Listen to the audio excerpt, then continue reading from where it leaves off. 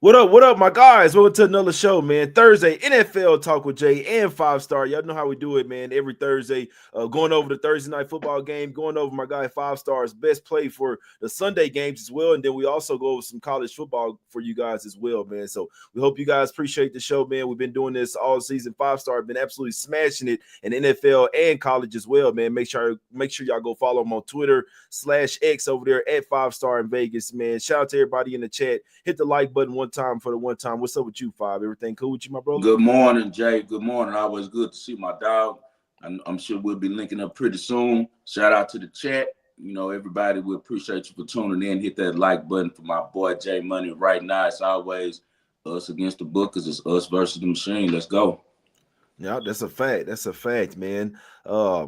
They popping off in the chat already, man. But let's talk about some games here. Let's talk about some games here. Thursday night, we're going over here to Philly in this one. Eagles laying 4. Its line was at 3.5. Went up to 4. Now, real good divisional matchup. This is probably these guys might be playing for the division crown here tonight. Obviously, it's still like it's kind of toward the middle of the season, but this is a pretty big game within the division. I believe these two teams have the same record as well. Five Commanders getting 4 on the road. They've really been playing well this year. Obviously, defense is starting to play a lot better. Jay Daniels looking like shit. He could be MVP caliber type player over there. Obviously, they don't give it to him as a rookie, but shit, he damn near earned it, man. They over there balling. Total sitting at 49, like it opened up at 48. Some money coming in on the over in this one. It's even touching. It's mainly 49.5s out there, but there is 149 out there. Thursday night football here. Five. What do you think about this game, my guy?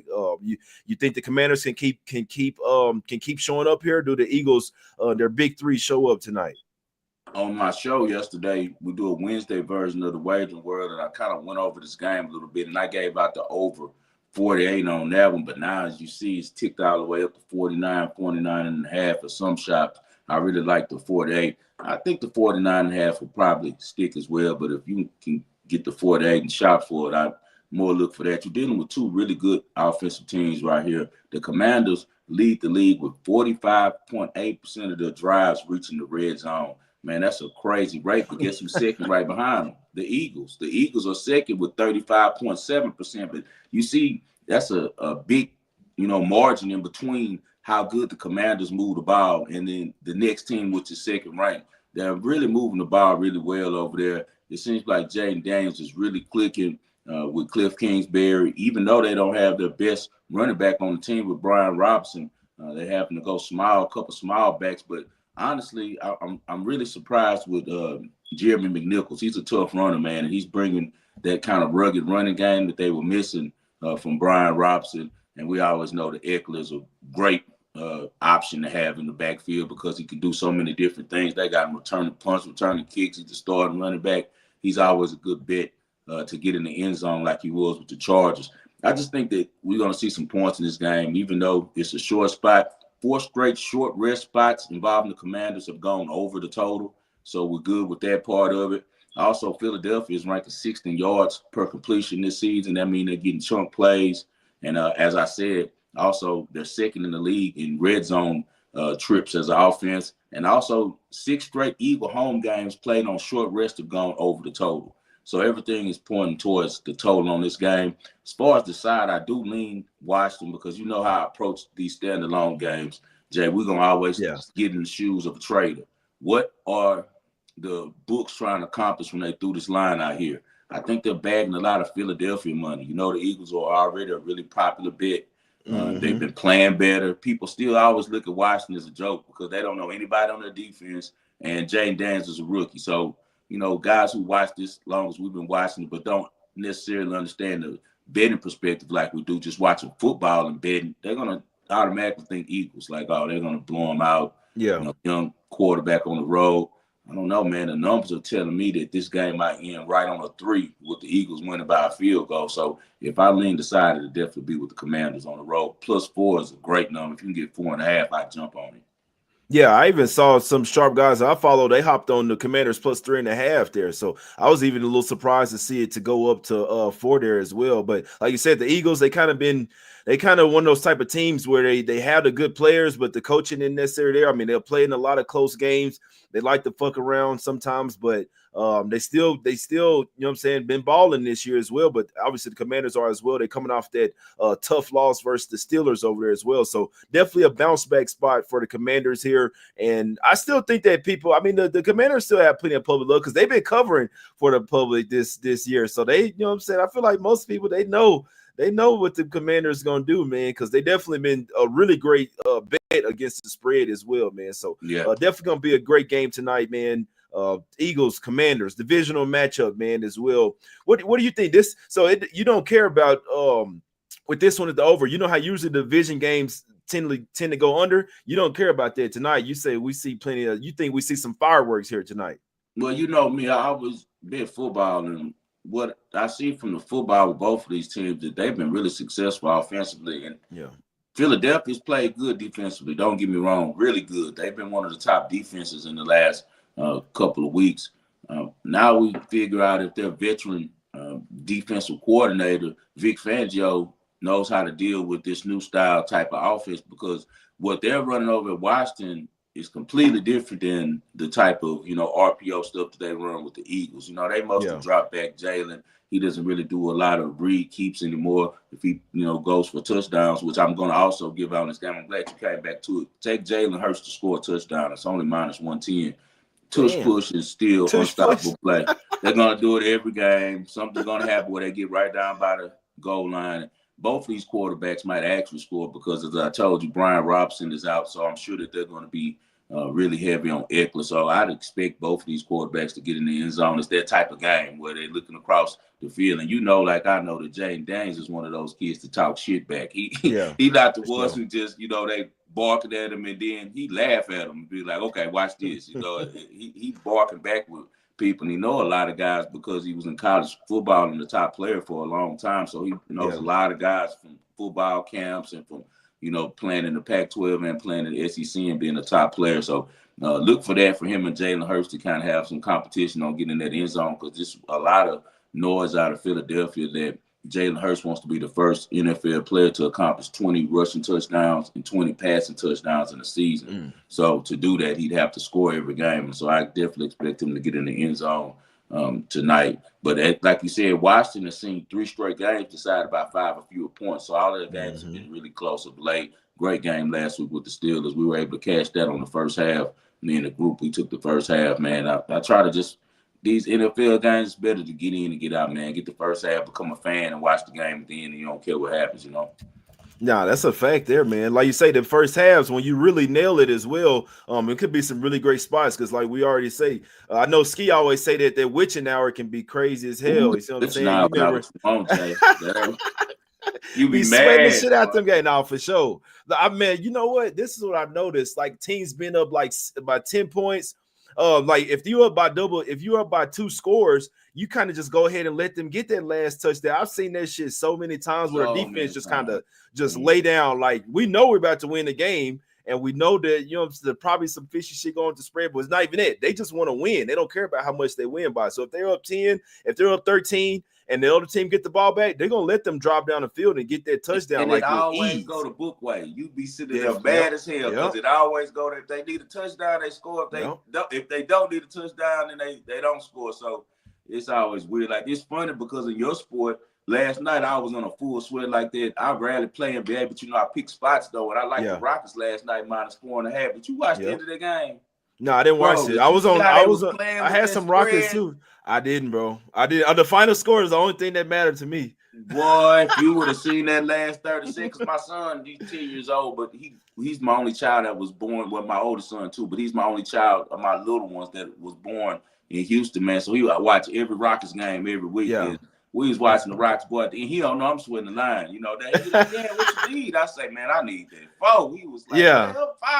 I'm like, man, they don't have a ball, and they literally blocked like 2 layups. They could have called 5. Boy, that was a sweat. See, NBA sweat is a completely different sweat that I can't deal with.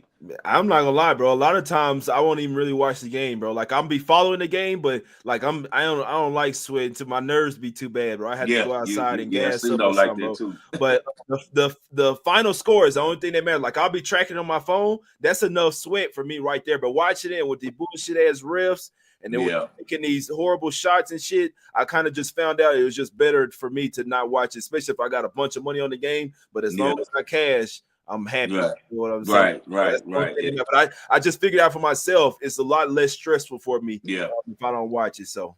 Yep, that's what happened, man. But let's get Yes, to the sir. next game there. So you like in the over, and no, even possibly 49, and you lean towards Commanders. Yeah, I lean towards the over, and I lean towards Washington for sure with those points. And I probably play Commanders first half most likely too with Yeah, plus 2.5. It's probably going to be even money. They're probably going to have all the juice to the Eagles. And you and I've been watching the Eagles lately. They tend to play better in the second half. yeah. So we'll see how it goes.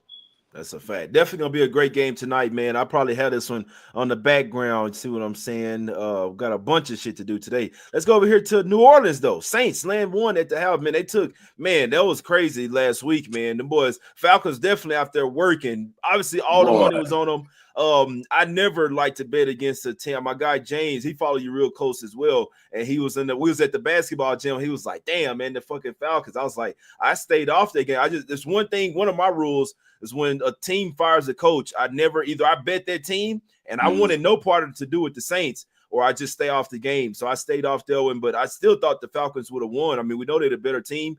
I thought that the Saints gave up on the season, but I guess they had one last rah-rah spot for them. But that usually happens for one game. That might not happen because like the Saints ain't going nowhere.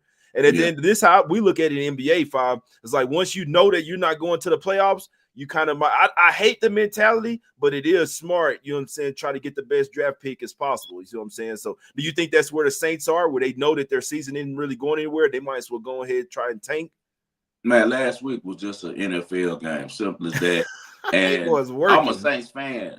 And I know I watched the entire game, bro, because I did give out to a lot of people Falcons money line because I was sure that Atlanta would be able to pull it out, but they couldn't overcome the way that the NFL usually works. They got a couple guys that they use for company men that's going to always control the game easily, and the kicker is the number one way that they do that. Young Wade Koo played like a young hoe, straight up. Like, that's what he played like, man, and he did it on purpose, bro. You're not going to tell me this guy is the best field goal percentage in NFL history kicker in the league, bro. He has the highest rate, make the most field goal, the highest percentage of makes out of attempts in the whole NFL history, past Justin Tucker last season. A lot of people don't know that. Also, when you go to his bio, you know what it says? The first word, Koo is a reliable and accurate kicker.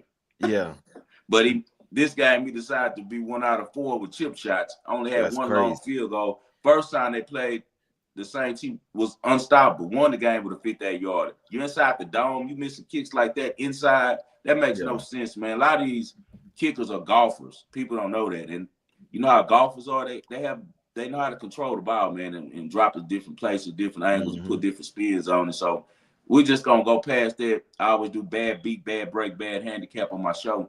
That definitely was just a bad beat, man, because any other time you got the most accurate kicker in NFL history, you lose by 3, and he misses 3 field goals that were very makeable inside the dome. You got to just understand what it was. Like, look at Ski in the chat. What up, Ski? What up, Ski? Funny as hell, man.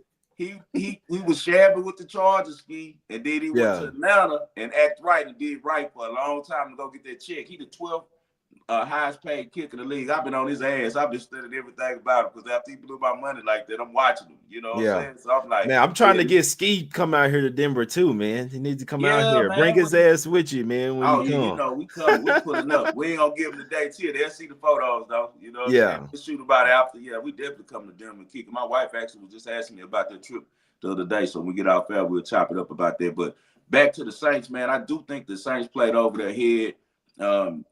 Even with that said, they should have lost the game. Like, it's nothing special that their coach did besides a fiery, conversation. And I think that's going to trap a lot of people this week where they think that my Saints are back and they're not. I think that the Browns are going to be really motivated this game. They're getting into now territory where they won't even have a chance to make the playoffs if they keep losing. So they had high expectations coming into this year. I think that a good thing for them was Deshaun Watson is now no longer on the team, no longer in the locker room. You know, he was putting a black cloud over that team. You got Jameis Winston coming back to New Orleans to the Saints, who kind of did wrong, and they should have made him the quarterback. and they end up signing weak ass Derek Carr, who we know that Jameis Winston has a lot more balls and a lot more heart than him. First of all, so he fit more with the city of New Orleans, because New Orleans is a grimy city, man. I mean, I tweeted as soon as they signed Derek Carr, I'm not gonna be a fan no more of my team until Derek Carr's gone. He don't fit nothing we got going on in New Orleans, bro. He everything opposite of what Louisiana is about. So Yeah. he's the problem. And then now he's facing a defense. Now, a lot of people don't pay attention to the Cleveland defense, but man, they can get to the quarterback really well. They have a really lunatic defensive coordinator over there. And you know, the main thing he likes to do is blitz and harass quarterbacks. Talking about Jim Schwartz. Jim Schwartz is notorious for putting hits on quarterbacks. And we've seen what Derek Carr does when he gets hit a lot, you know.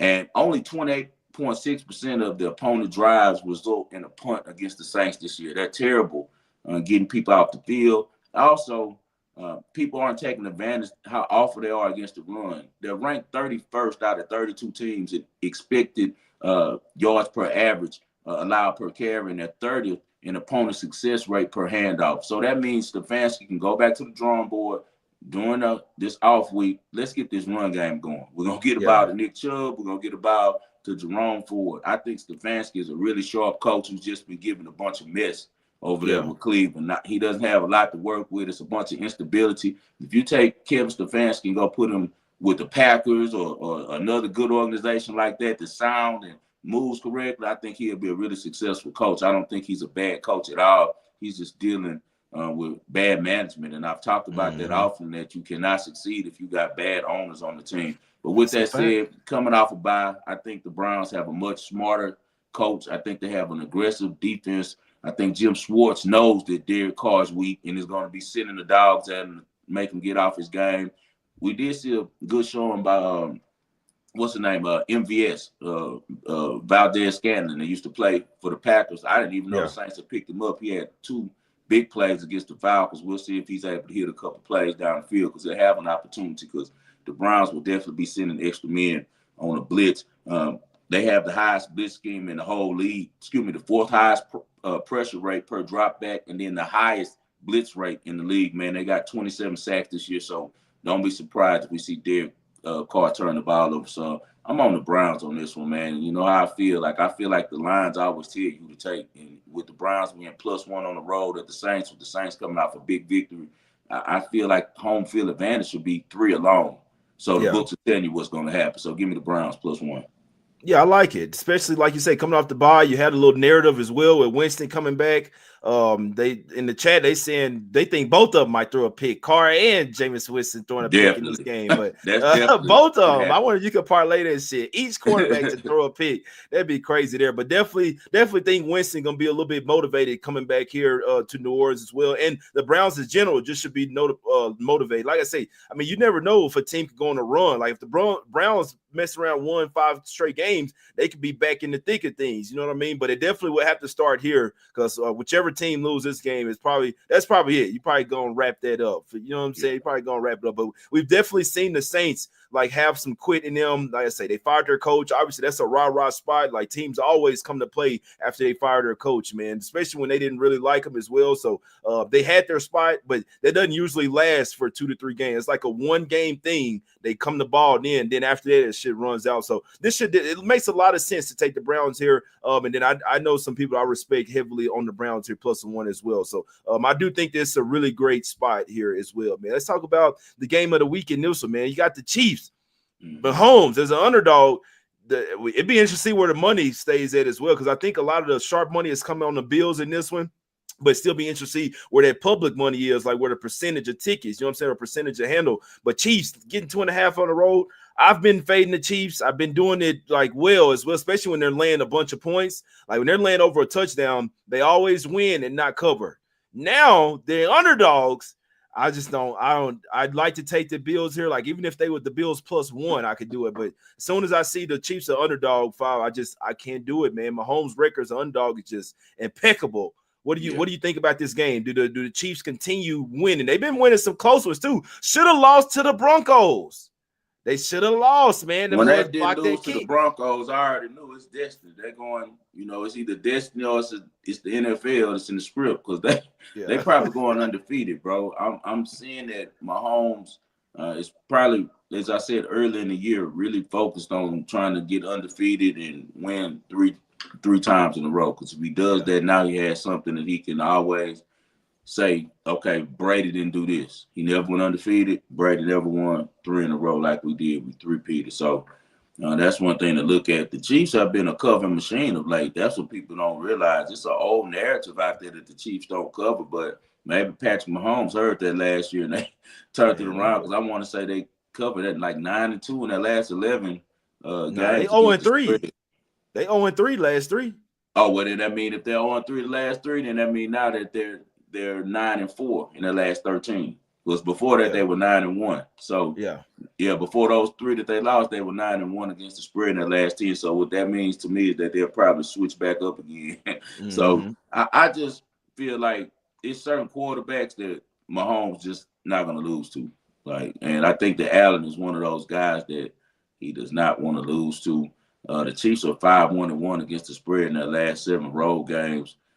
Bills have won 5 straight games. And they've been putting up some points, but man, Mm-hmm. last year they lost to the Chiefs, and before that they had won 6 straight games and scored 48 points in their most recent game before they faced them, and they were putting up points last week. You saw the total went to 50 points. So I think that this week you're going to see the Bills kind of try to do too much on the offensive side because they had so much offensive success last week against the Colts, and that's when Josh Allen starts getting a little wild and turns the ball over. We know what type of defense that the Chiefs have.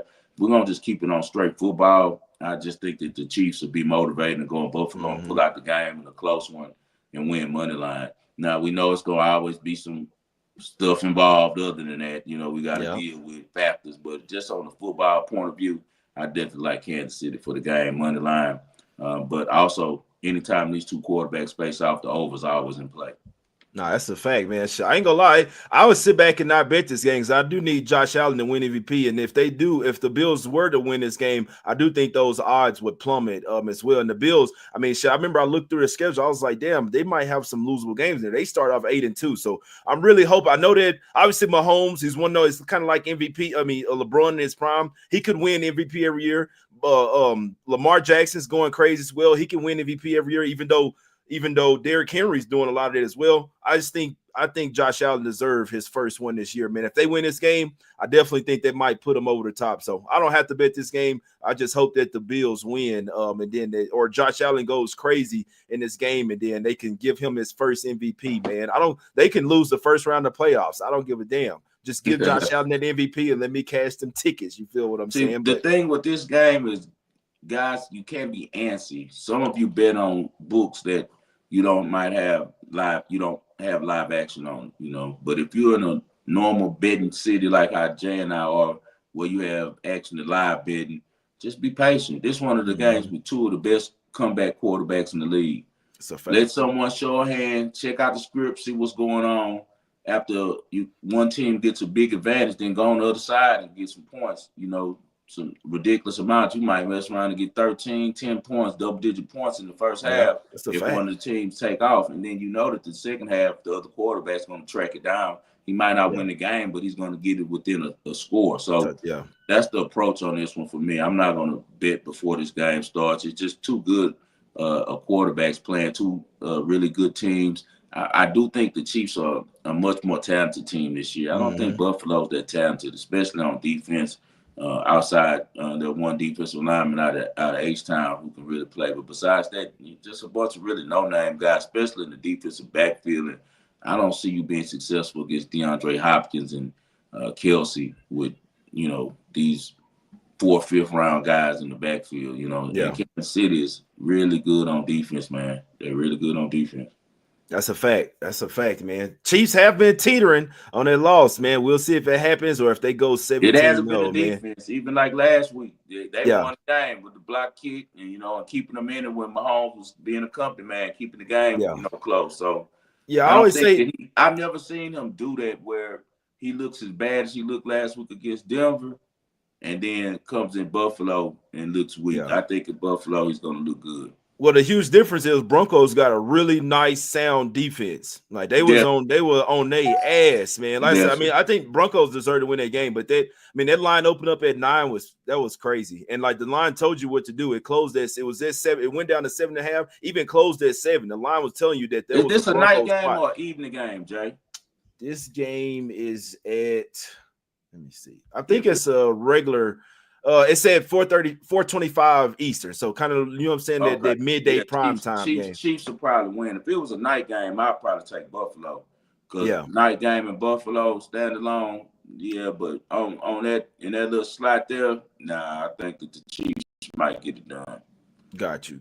Sound like our guy Ski, like the Chiefs. I love when people say don't ever bet against Mahomes, man. I love, but I would say don't ever bet against him as a dog. I would Well, go out there yeah, and and say that's that. saying But also money when he line land too. over That's a all I'm saying. touchdown, That's the saying. I'm one of the innovators of that one. Yeah. Because this is the thing with Mahomes. I pretty much seen throughout his career, the only quarterback that he's willing to lose to is Brady. And now Yeah. Brady gone. Brady's the only one that beats him. If you just Yeah. Lamar, he owns. Josh Allen, he owns. Burrow gave him one game and they blew it up like he's beats him, but he don't. Mahomes always beats Burrow when it really matters. So let's think about this, man. I'm not gonna fade Mahomes, man. I was Yeah. laughing last year when people taking San Francisco on the Super Bowl. I'm like, what? You think that Mahomes going to allow his career to be written as that he lost to Brock Purdy? Right. No, that's a You know what I'm fact. saying? Like I lost to Brock Purdy in the Super Bowl. Hell no. Nah. So yeah, I like Mahomes in that spot, money line. When they land over a touchdown, y'all bet them boys you want, man, and see what happens. Oh Let's yeah, go. oh yeah. Let's That might be hunting for you, Jay. That's a fact. Let's Yeah, go over here. Let's talk some college here, my let's brother. do it, Let's do it, man. What you liking this week, my brother? What you man. damn, he Let's said, ride back with UCLA. UCLA doing yeah, us really well last week, no, that's a man. They fact. going on the road to Washington. Last year, the people on the Waging World, my guys in the community, all rode with me with Arizona. I caught Jed Fish. He's now Washington's coach, and he Yeah, was with Arizona. They had a kid, Norfolk Feet. He's still there, the quarterback, and a receiver, Tatario McMillan, and they kind of find their identity in the middle of the year, started playing really well, ended up in a good bowl, and we caught that momentum and rolled. And I think that that's kind of what's going on right now with UCLA, man. It's going to be yeah, a blackout game for Washington when UCLA go there, but man, they can't fade the blackout we saw last week from UCLA with their coaching staff. Man, that's the jacket Deshaun Foster had on. You saw that black satin UCLA joint. I didn't see it. I Oh can't yeah, even boy. lie. Hey, that boy was looking like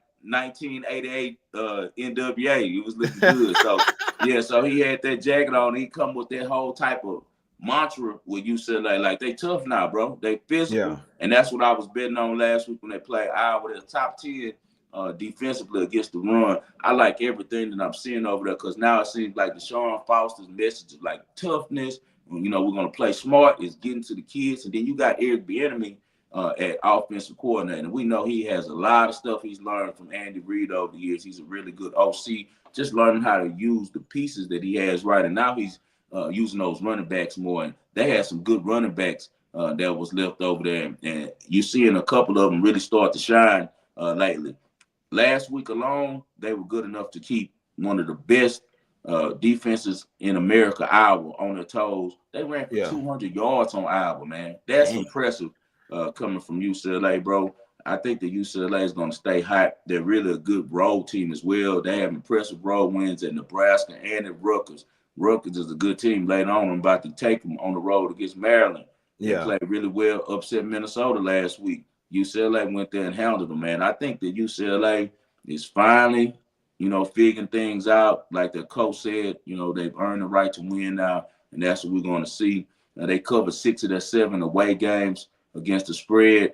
Battle tested. I do not like Washington's quarterback, Will Rogers. He got benched last week. He ended up now he's getting his job back. I do like their coach. They have a really good coach in Jared Fish, but at the end of the day, coaching can only do so much. You still have to get on the field and play. UCLA is 6-1 against the spread in the last 7. We're gonna go with the Bruins, man. I think that the Bruins are a real physical team, and I think that even though the Huskies are good defensively, they're really better against the pass. And UCLA isn't gonna really throw the ball. They're gonna throw in the spots, but most of all, they're gonna hammer them with 3 different backs. I expect another big game from TJ Harden. So give me UCLA in this one +4. It's for tomorrow night, Friday.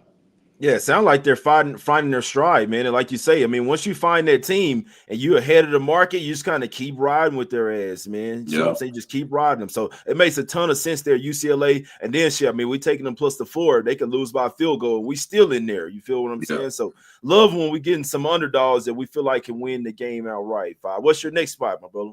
Yeah, we do it for the underground and the underdogs. That's what the whole theme of the wage world is. That's why I have the underground hip hop music playing. And me, my whole life since I've been a bet, I always been one that been able to find underdogs and been successful with them more than laying points. But I lay points, I really see something. Most of the time Yeah, I'm taking the points because why wouldn't you want to start the game up 6-0? already winning. It, You it already don't. winning. You already winning when the game starts, and it's still a game. So when it's a Yeah, game, I mean anything can happen.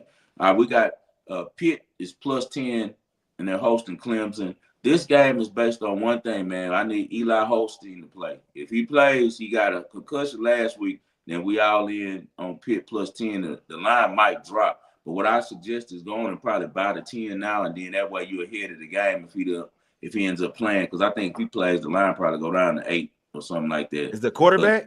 Yeah, that's the quarterback for him. He had a Yeah, concussion, but this college football, man, they don't have a protocol really to go through. And just like we saw with that Army situation with them hiding that information on Bryson Tiller, they're not reporting shit. If you go look at the injury report for Pitt, it just says if somebody out there just say undecided on the reason why that they're out, they yeah, don't have to reveal anything like the NFL. So he might be practicing, we don't know, but just in case, we're gonna take those double digits because Pitt, even though they're 7-2 now, lost their last 2. Before that, they had won 7 straight, and they got a really yeah, good defense. I'm not high on Clemson's quarterback, Cade Klubnik, like that. I think he's decent, but I don't think he's a game changer, and I don't think he deals with pressure well. And when you're dealing with this Pitt defense, their coach, Pat Narduzzi, he specializes in putting pressure on quarterbacks. A lot of top draft picks have came from Pitt, and they all do the same thing. They're on that defensive line playing really well. That team is 5th ranked in sacks in the whole league and in the whole country, and I think that that's going to benefit them well. This game is big for Clemson too. A lot of pressure on them. When Miami lost last week to Georgia Tech, it made it where they're both, in the ACC with 1 loss. yeah. So SMU, your boys out from Dallas, surprising Mm-hmm. everybody. Yeah. Great Boy's job been balling. being over there done by Coach Lashley and them boys. You know why they balling? They put that boy in from that boy, what his name? Kevin. Oh man, I forgot his last name. He come from out there, Oak Cliff. Oh, He went okay. to Carter. He went to Carter. Yeah, Yeah, they yeah, made Kevin Jennings. Kevin yeah. Jennings.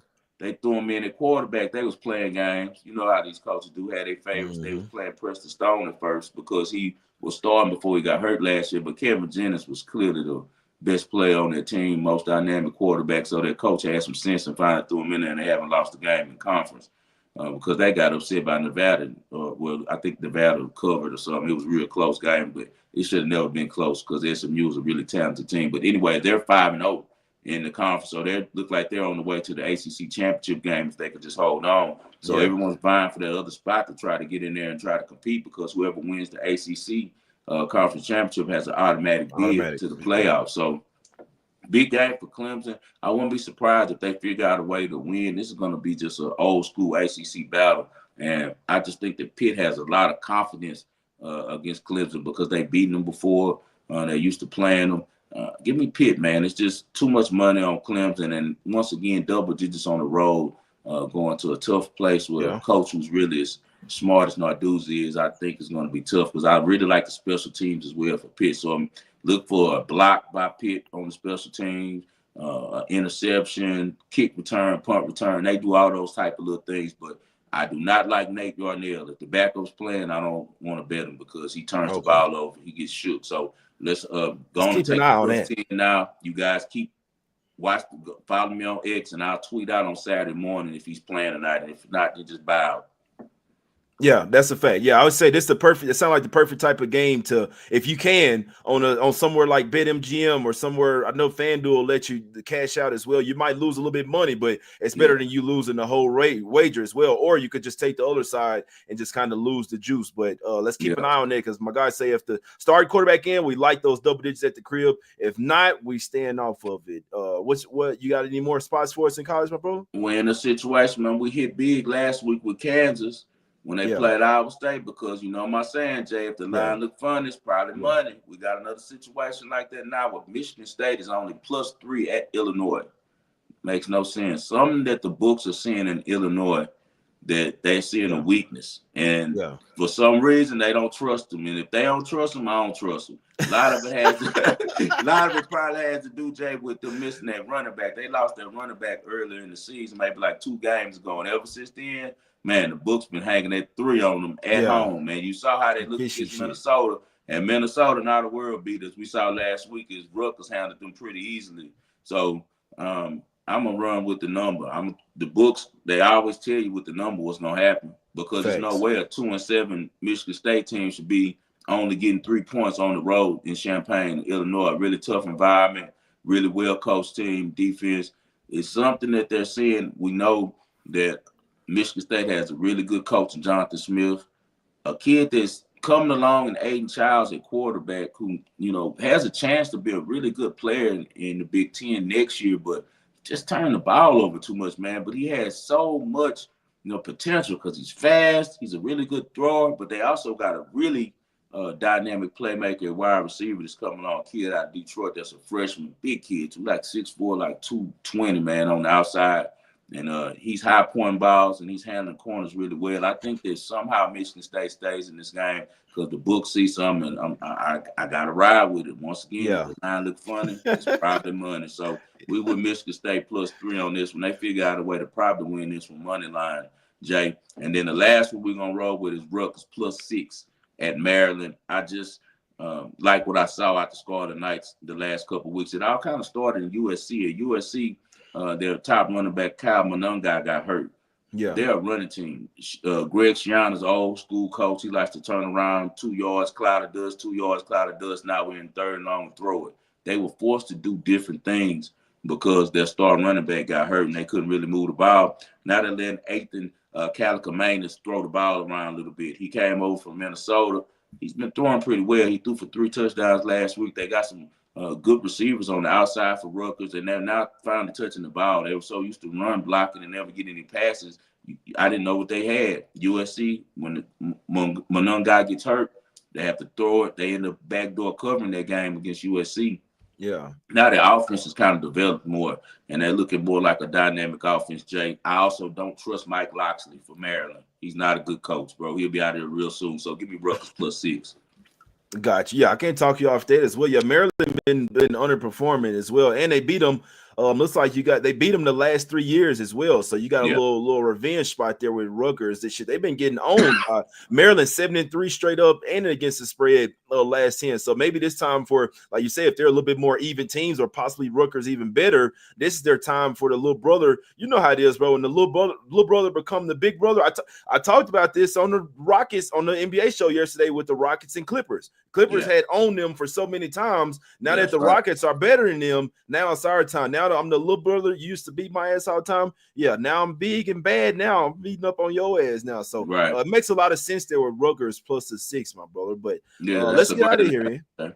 Yeah, I mean, cash yesterday with her. That's why I said I was on that shit with you, my brother. But let's get out of here, man. I do got to do the NBA show. It's only one game today, but still got to get, you know what I'm saying? Got to be on time, man. But recap us with the baby. Yeah, well, recap us with the locks, man. With the picks, not the locks. There ain't no such thing. But no, everything that you saying sound really good, man. I'm a fan of what makes sense. This shit makes sense, my brother. Recap us. Yeah, that's what it's all about with me, man. I always go by, football first when I'm capping these games, and I got to see now if the football matchup with the market is a full-time goal. If the market's going against me and the football is saying something else, sometimes I stay away, and then sometimes it's teams like Colorado who I could trust the leadership and the character, like Coach Prime, and I know he don't give a damn what Vegas needs. He's bet on the game himself, so he's trying to make sure that they cover that game, So that's what we look at in these situations. But the plays are going to be, we're going to lean the Commanders for +4 for the game, and first half +2.5 even money. That don't mean jump off the diving board and into the deep waters. That mean I'm telling you that I do like those, but it's not a max play. I do like the over 48, especially if you can find that number that I got on it. I did make that as an official play. Also, we're going with the Browns money line on the road against the Saints. I think the Browns are going to look like a better team off the bye, and I think that the Saints are going to regress some. We're going to stay with UCLA +4. I think they're hot. I think Washington is a really cool team. Like they're not world beaters, but the problem isn't their coaching, isn't their system. The problem is their quarterback. I don't trust Will Rogers against a UCLA defense that has been playing really well of late. So UCLA +4. Then we're going to go with Pitt +10. And it's all about if we get our starting quarterback for Pitt, we need Eli Holston in there. If he's not in there, then the game is not an official play for 5-star. And then lastly, we're going to roll with Rutgers +6. No, excuse me. We got two more. Michigan State +3 at Illinois. Yeah. Line looks fun. It's probably money in that situation. And Rutgers +6 at Maryland. I like the Rutgers offense. I like how Greg Schiano plans. And also, this game really determines who's going to still make a bowl game. And I think that the guys in Piscataway care about making the bowl a little bit more than those kids in Maryland. So those are the plays from 5-star. Man, them shits sound like they going undefeated, bro.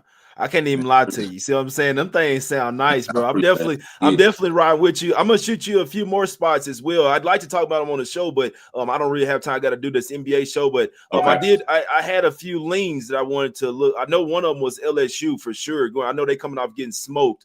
They play in Florida. I feel like they might be a nice little bounce back spot for LSU there. So that's something I wanted to ask you about. But we'll talk. I'm pretty sure you'll talk about it on your show. Make sure I have go follow tomorrow. But personally, you could ask me anything, Jay. Just text me and I'll shoot you back what I think about it. For sure, I got you, man. Yeah, we might have to start a little early, man, because I don't like rushing to get to the NBA show, man. We got the information in and out, man. You got to get to what you do for the season. Facts. That's a fact. And look, I gotta get to the script and go hang out. Because after I get off with you, I don't got nothing to do. Yeah. So I'm about to enjoy my day. It's a beautiful day outside, man. I might walk across to the golf course. I'm gonna do something, but I gotta get outside, man, and enjoy the day. Because tomorrow they'll have me in the house all day. I do ESPN 97.5, 6 a.m. Pacific Standard Time. Then I do my show. Then I go over on Ski Show and do a show as well. So it's a full day tomorrow. So, man, I try to enjoy the day today. Nah, I feel that, man. I feel that, man. Hope y'all have a good day as well, man. Let's all of us have a good day. It's only one NBA game, so I'm gonna do a quick show. And then I'm gonna give my guy 5-star a call. I gotta make some money this weekend, man. I know I'm moving, but I'm still trying to get this cash, man. But it's all love. We appreciate y'all for tuning in. Go follow my guy right now on X, on Twitter, at 5-star in Vegas, man. You gotta spell it out with the FIVE. See what I'm saying? Go follow him right now. He does the show Monday, Wednesday, Friday. He's tweeting out stuff as well. It's us against the bookies, us versus the machine, like my guys say. It's all love, man. Let's get this cash. We appreciate y'all for tuning in. We will have a major weekend, man. Great plays with my guy 5-star. Now let's cash him, man. We out. Y'all have a good day. Let's go.